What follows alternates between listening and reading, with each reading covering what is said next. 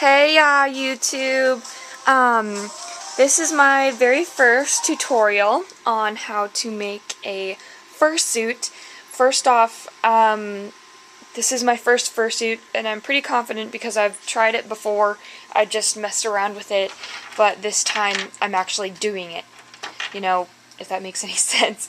So what you'll need, just for the head so far, is you'll need a glue gun. And, let me see if I have a little bit of leftovers. You need plastic canvas, and you might need foam, and nuts and bolts and stuff like that.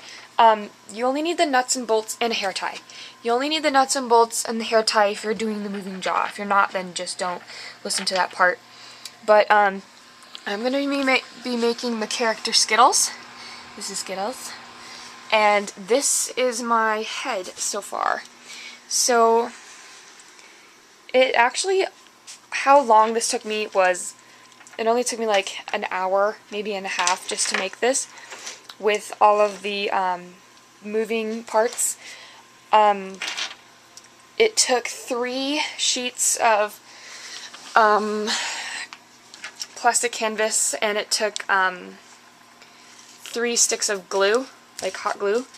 And what I did first was I cut the canvas in shapes like this, so this thin. It's pretty much that for all of these, and I glued it to another piece, giving it this round circle. You started with this, and I put it over my head, and I noticed that there was a lot of flimsy space, which is good, because when you put the padding on, it should disappear completely. Next, you wanted to make this X right here, so this cross, just once, and then if you want, which is what I did, is more extra support, which is another one right here. So just make the cross. If you want your forehead to be closer up, you just put this X part right here. And it's kind of hard because when you glue it down and stuff, the main thing for this project is don't be afraid to make mistakes, because then you'll never do it. And that's how I learned. Okay, after that, you want to attach the nose. So the nose was just a really long piece, and it went from here like all the way over here. You always want to make things longer because it's easier to make them long and trim them than make them short and have to cut and waste material. So I glued the piece on the forehead, and I made it go down, and it went straight down. Right here there was another piece, it went straight down. Right here, there was another piece, it went straight down, so there are 3 pieces, and I wouldn't trim them till you have your whole thing ready. I wanted mine to have a bit of an overbite, so I made the upper jaw a little bit larger. But what I did was, from this part, well, next thing I did is I got a big piece, like this big, and put it all the way over here. I cut out the eyes, so hold on a sec. I cut out the eyes, and the eyes were not that hard to do. You basically trace something on a piece of paper and then trace them on the head and cut them out. I didn't use any measurements for this. It was pretty much all guessing, and it turns out really good. Because if you think too much, you'll make mistakes. That's what I say. I glued this part in to make the nose seem narrower, because before it would be really thick, like wide.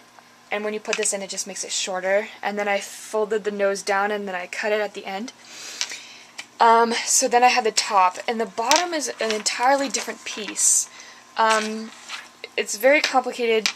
So what I did was I measured the same exact as the top jaw, except I made the part here, I made it smaller, so it made the jaw look thinner. Hold on, I don't want to ruin it before I make it. Then I put like a piece of cardboard here, so when my chin opens and closes, it'll open and close.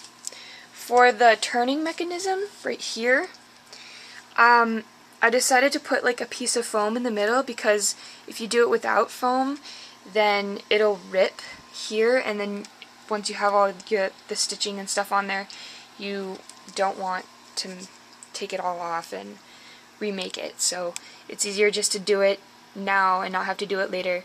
And then make sure that when the bolt's on, it's really loose on both sides, and that should give you the turn effect. To make the jaw snap back, I use this really cheap. I bolted in 2 nuts and bolts and then just put a hair tie, like a really thin hair tie there. And I'm going to put this on and show you after I show you the foam. So for the foam, I try to use as less as possible. This just gets rid of all the wiggly space, and I wanted to do that before I put the foam over it. I wanted to put it in there so it doesn't move around. So hold on, I'm going to put this on. You have to be careful.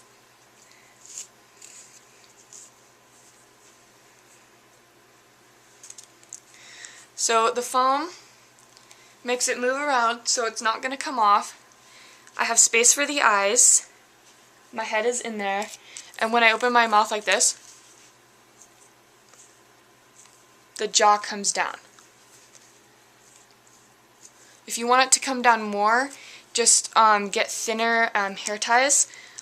But it opens and closes really well. If it's not going into the place you want it, you just need to move the nuts and bolts around. And notice how when I'm talking, the thing isn't going up and down like this, because then that's very, very bad effects. You want to control it. Might take a while, but it works. Make sure things up here are small, and if they look small, then when you put the foam on, it'll all get big and bulky. And you want to put the finished eye product on while you're foaming, so when you fur it around it, it works. Watch my next video on foaming, and it'll show you how to do the ears and the bone structures, and then there's going to be a video about taping and sewing. So thanks for watching this video. I hope it helped. It sure helped me watching my own video to make this, if that makes any sense. So, bye-bye.